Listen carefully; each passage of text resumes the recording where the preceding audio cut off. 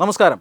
ഇസ്ലാമിക വിമർശകനും എക്സ് മുസ്ലിമുമായ സലീം വാസ്തിക്കിന് നേരെ നടന്ന ആക്രമണം സത്യത്തിൽ നമ്മളെ എല്ലാവരെയും ഞെട്ടിച്ചതാണ്. അദ്ദേഹത്തിൻ്റെ ഓഫീസ് മുറിയിൽ വെച്ച്, അതായത് ഈ കഴിഞ്ഞ ഫെബ്രുവരി 26 അദ്ദേഹത്തിൻ്റെ ഓഫീസ് മുറിയിലേക്ക് രണ്ട് അജ്ഞാതരായ ആളുകൾ ഒരു മോട്ടോർ ബൈക്കിലെത്തി അദ്ദേഹത്തിന് നേരെ അദ്ദേഹത്തെ കഴുത്തിന് കുത്തി പരിക്കേൽപ്പിക്കുകയായിരുന്നു. വളരെ മാരകമായ ആക്രമണമാണ്, കഴുത്തറുക്കാനുള്ള ശ്രമമാണ് നടത്തിയത്. പക്ഷേ അത് വിജയിച്ചില്ല, അത് പൂർണ്ണമായും വിജയിച്ചില്ല. അദ്ദേഹം ഗുരുതരമായ പരിക്കുകളോടുകൂടി ഇപ്പോഴും 50-കാരനായ സലീം വാസ്തിക്ക് ഇപ്പോഴും ചികിത്സയിൽ തുടരുകയാണ്. ഈ സംഭവം നടന്നത് ഉത്തർപ്രദേശിലെ ഗാസിയാബാദിലായിരുന്നു.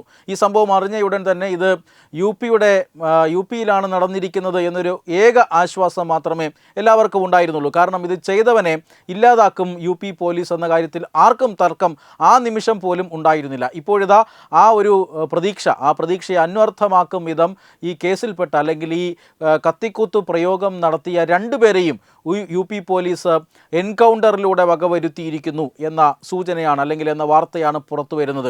അതായത് കഴിഞ്ഞ മാർച്ച് 1 ഈ സലീം അഹമ്മദിനെ വധിച്ച ഒന്നാമത്തെ പ്രതി ഈ കേസിലെ ഒന്നാം പ്രതിയായിട്ടുള്ള സീഷാനെ ആക്രമിക്കുന്നത് പോലീസ് പിടികൂടാനായി പിന്തുടരുന്നത്.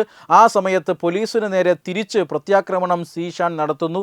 അതിനുശേഷം പോലീസും സീഷാനും ഗുണ്ടകളും തമ്മിൽ ഒരു എൻകൗണ്ടർ ഉണ്ടാകുന്നു. ആ എൻകൗണ്ടറിൽ സീഷാൻ കൊല്ലപ്പെടുന്നു. അടുത്ത മാർച്ച് 3 അതായത് കഴിഞ്ഞ ദിവസമാണ് വീണ്ടും ഒരു ആക്രമണം നടക്കുന്നത്. ആക്രമണം ഈ കേസിൻ്റെ രണ്ടാം പ്രതിയെ പിടിക്കുന്നതിനിടയിൽ നടന്ന എൻകൗണ്ടറാണ്. രണ്ടാം പ്രതി ഗുൽഷാനെയും ഈ എൻകൗണ്ടറിൽ ഗുരുതരമായി പരിക്കേറ്റിരുന്നു. ഇയാൾ ചികിത്സയിലായിരുന്നു കഴിഞ്ഞ 2 ദിവസമായി. അയാളും കഴിഞ്ഞ വൈകുന്നേരത്തോടുകൂടി മരിക്കുകയായിരുന്നു. ഇങ്ങനെ ഒന്നാം പ്രതിയും രണ്ടാം പ്രതിയും കാലപുരിയിലേക്ക് പോയിരിക്കുന്നു. ഉത്തർപ്രദേശ് പോലീസ് ഇതിനെ വിശേഷിപ്പിക്കുന്നത് കുറ്റകൃത്യങ്ങളുടെ യാത്രയുടെ അവസാനം കണ്ടിരിക്കുന്നു എന്നുള്ളതാണ്. കാരണം ഇത് രണ്ടുപേരും ഭീകരവാദികളാണ്, രണ്ടുപേരും ക്രിമിനലുകളാണ്. രണ്ടുപേരുടെയും തലയ്ക്ക് ഓരോ ₹1,00,000 വീതം ഇനാം പ്രഖ്യാപിച്ചിരുന്നതാണ് ഉത്തർപ്രദേശ് പോലീസ്. അവരെയാണ് പിന്തുടർന്ന് മണിക്കൂറുകൾക്കുള്ളിൽ തന്നെ അതിക്രൂരമായ ആക്രമണം നടന്ന് മണിക്കൂറുകൾക്കുള്ളിൽ തന്നെ പോലീസ് പിടികൂടാൻ ശ്രമിച്ചതും അതിനിടയിൽ പോലീസിന് നേരെ ആക്രമണം ഉണ്ടാവുകയും പ്രത്യാക്രമണം ഉണ്ടാവുകയും അതൊരു എൻകൗണ്ടറായി മാറുകയും കുറ്റവാളികൾക്ക് ഗുരുതരമായി പരിക്കേൽക്കുകയും ചെയ്തത്. എന്തായാലും സലീം വാസ്തിക്കിനെ കഴുത്തറുത്ത് കൊല്ലാൻ ശ്രമിച്ച ഇസ്ലാമിക ഭീകരരിൽ 2 പ്രധാനപ്പെട്ട ആളുകളും 2 പ്രധാനപ്പെട്ട പ്രതികളും ഇപ്പോൾ കാലപുരിക്ക് അയച്ചിരിക്കുകയാണ് യു പി പോലീസ്. ഇവരെ സംബന്ധിച്ചിടത്തോളം ഇനിയും പ്രതികളുണ്ട് ഈ കേസിൽ. 7 പേർക്കെതിരെയാണ് ഇപ്പോൾ കേസെടുത്തിരിക്കുന്നത് എന്നാണ് സൂചന. 7 പേരാണ് ഈ പ്രതിപ്പട്ടികയിലുള്ളത്. സലീം വാസ്തിക്കിൻ്റെ മകൻ ആണ് പോലീസിന് പരാതി നൽകിയത്. 7 പേരെ സംശയിക്കുന്നുണ്ട് എന്ന് പറഞ്ഞിട്ടാണ് പരാതി നൽകിയത്. തുടർന്ന് നടത്തിയ പ്രാഥമിക അന്വേഷണത്തിന് ശേഷമാണ് ഇവരെ പിടികൂടാനുള്ള നടപടിക്രമങ്ങൾ പോലീസ് ആരംഭിച്ചത്. അതിനിടയിലാണ് ഏറ്റുമുട്ടൽ നടന്നതും 2 പേർ കൊല്ലപ്പെട്ടതും. ഇനിയും 5 പേരെ പിടികൂടാനുണ്ട്. ഇതുമായി ബന്ധപ്പെട്ട അന്വേഷണം നടക്കുകയാണ്. വളരെ വലിയ വേഗതയിൽ തന്നെ അന്വേഷണം നടക്കുകയാണ്. കാരണം ഇതിൽ നേരിട്ട് മുഖ്യമന്ത്രി യോഗി ആദിത്യനാഥ് ഇടപെട്ടിട്ടുണ്ട്. പോലീസ് ഉദ്യോഗസ്ഥരോട് യോഗി ആദിത്യനാഥ് നേരിട്ട് മുഖ്യമന്ത്രി നിർദ്ദേശം നൽകിയിട്ടുണ്ട്. ഈ കേസിൽ കർശനമായ നടപടി സ്വീകരിക്കണമെന്നാണ്.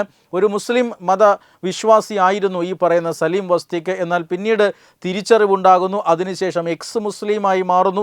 ഇസ്ലാമിനെതിരെ കടുത്ത വിമർശനം ഇദ്ദേഹം നടത്തുന്നുണ്ട്.